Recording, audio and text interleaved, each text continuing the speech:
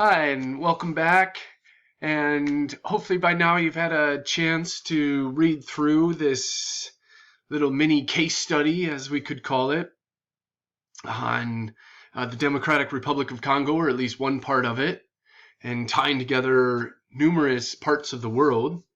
So pretty neat from a geography viewpoint, just the broad spanning nature of some of the connections that the article highlights. And a power struggle over cobalt rattles the clean energy revolution. So quite a strong title right from the start. And I think you can agree with me. There's a lot of action-packed geopolitical and environmental and social cultural dynamics embedded in what's going on. We could say in the Congo, right? In the Democratic Republic of the Congo. But also just, perhaps we can recognize that it's a big part stemming from, or at least related to, consumer choices right in our backyard. Just this week, the Biden administration announcing new EPA, the Environmental Protection Agency, new policies of the EPA designed to promote and further new electrical vehicle programs, and with the end goal of having a much higher percentage of electric vehicles on our roads. But, to take a step back, all these metals that we heard about, and we'll dive deeper in here on this little mini lecture video that I've put together for you.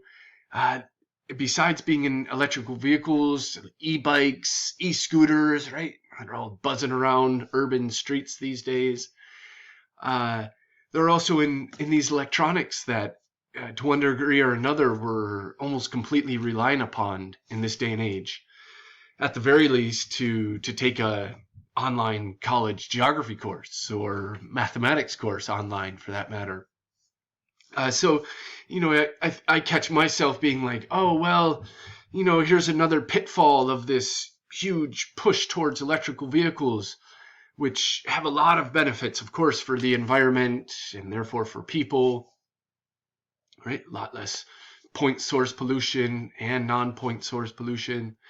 However, they come with a range of trade-offs, and yeah, so it's interesting where I was going with that, to catch myself when I think about this whole huge propensity to go head rushing into electrical vehicles. Well, at the same time, I have this used iPhone from 7 years ago, and I have this, used computer. These things I've acquired over the years. I highly recommend people to seek out used, secondhand products. They're still very viable in today's market and the quality at which these companies are producing them. But that doesn't escape the generation of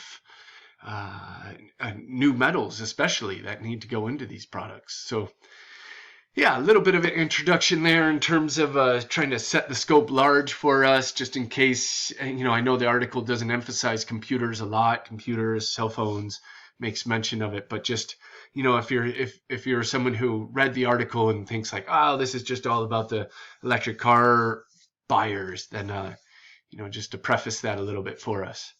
But just a couple of quick points here to lead us in. This is a really neat little case study on natural resources and politics. We could add a lot of other geographical terms in there.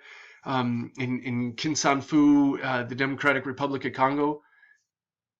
And next slide here, I have a little a map of the region. But and it, what we can gain by taking a deeper look at a little case study like this is an illustration of some of our course themes, and in particular globalization and then nature-society relations. And I know that that phrase is sometimes just put as environment, or environment and society, nature, culture. But they're all synonyms for this very central theme within geography that emphasizes this reciprocal and interdependent relationship between humans and our environments, the physical environment, natural environment, and our personal lives. There's nowhere on the earth right now that isn't being affected by human activities, and human activities all around the earth affect our lives, vice versa, right? So and our natural landscape. So we've kind of been touching on that and diving into that each week, but I thought this gives a real neat little snapshot into some other aspects of it in this region. And then provide some up close insights into some of the effects of our consumer culture, some of which I was alluding to with our cell phones and computers, cars, e-bikes, the list goes on and on, of special engines and manufacturing processes, some of which we're probably very much removed from or unaware of where some of these rare earth metals end up benefiting our lives. But in this case, we know quite clearly that they're going into our cell phones and computers and cars. So without further ado, let's take a look here at where we are in the Democratic Republic of Congo, where this article is focusing on, right down in the southeast corner. And, you get a sense here from this screenshot of mainly sub-Saharan Africa, our region for this week, just how large the Democratic Republic of Congo is, right? Abbreviated here as the DRC, which it's sometimes commonly referred to as. And the rich, vast forest reserves of the Congo as well, and that continuing down into the southern reaches of the country. Very bordering closely to Zambia and as well as Angola, and both of those are pretty pertinent. Many of the other bordering countries as well, in terms of this tremendous investment and infiltration, we could say, not in the pejorative sense, not in a derogatory sense, but just in a development sense of Chinese companies, both state companies and private companies, with massive development contracts in almost every country in Africa now. But in this article, we're really taking a closer look at their placement in Congo, in the Democratic Republic of the Congo. And that situates us a little bit here. And then just to look at a real neat, I guess we could call it a bar graph, horizontal bar graph. It's always really important to clue into these figures when they show up in our readings, in our text, in our other supplementary readings. And there's so much information packed into them, right? In this old adage, a picture's worth 1,000 words. Well, a map is worth 1,000,000, and I think that goes for these types of charts or graphs as well. So you see here how prevalently, how strongly China shows up. But in terms of cobalt, the Democratic Republic of Congo here, over just about 70% of where, these quote unquote clean energy metals, not to cast doubt on the clean energy part, certainly a lot cleaner than oil and gas, coal, but as we're beginning to see, there's a whole other not so clean side of them. And so interesting, some interesting divisions there as well, with the rare earth metals right below cobalt, the lion's share by China, but then 15% produced in the US as well. But then where are they processed? And this is very significant to a globalized understanding, trying to develop our understanding of our world right now in this course. Each of these 5 main metals, or groups of them anyway, copper, nickel, cobalt, rare earths, which, you saw this company, if you're wondering, well, what are rare earth metals? These very rare metals, such as the name that showed up in this article, the prominent Chinese company, China Molybdenum. This is in our food as well. It's in our soil, but these are it's an example of it's an element on the periodic table of chemistry, but it's a particle and a metal that's used in some of these electronics that we rely upon as well, and industrial processes, and then lithium as well, which you hear a lot about with these batteries, of course. Chile being a very significant. It's up here with where clean energy metals are produced. You see copper up there being Chile being the largest producer there. And then, so to dive into this, some little key parts that I thought we'd highlight, and we can work through a lot more in our dialogue down below here. But the gray metal typically extracted from copper deposits. So a lot of these are copper mines that then are remined extracted further for these cobalt deposits.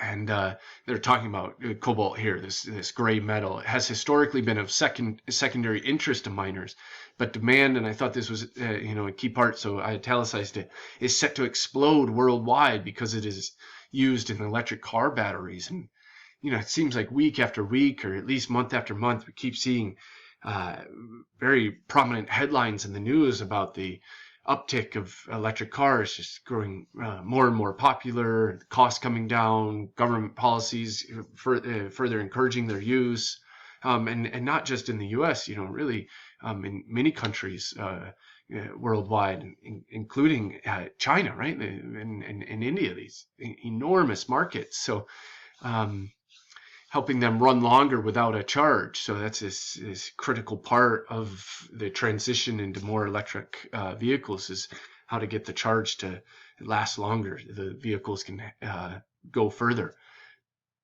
And then, quote, American automakers such as Ford, General Motors, and Tesla buy cobalt battery components from suppliers that depend in part on the Chinese-owned mines in the Congo.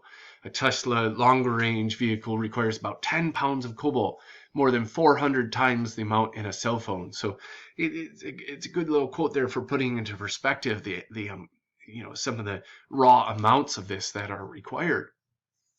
If you think about it, the little tiny amount, maybe a gram that goes into a cell phone, maybe I'm off by a gram or something there, but and then scaling that up to 10 pounds, it's a significant amount, right? By 2015, the article went on to say China's presence in the Congo had become visible in numerous infrastructure projects. Soccer stadiums rose from the dust, roadways, water treatment facilities.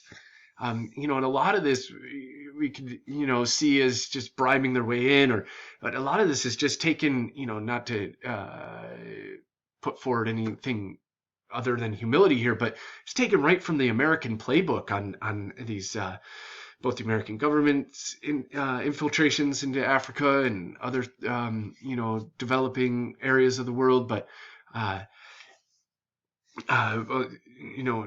private companies as well going in and funding these development projects as a way of making good in communities, but as also of gaining inroads to more natural resources. So it's very interesting, though, how the tables have turned, and now China has eclipsed the U.S. as the predominant miner in the region and controller of these precious metals for electric vehicle battery production. So a lot of these things we got to keep in mind, how this global shift is pivot, we could say, is marching forward at essentially breakneck speed now. And as the article points out, the U.S. having lost these contracts, or at least U.S. companies. But and then this unfortunate side of this is of the decreased safety decreased safety protocols. And then also some of the spin-off violence that has occurred since these mines shift over into Chinese companies' hands. And we're, there's only 10 seconds left here, so I'll post another video to to continue on these themes so we don't get cut off here. Thanks.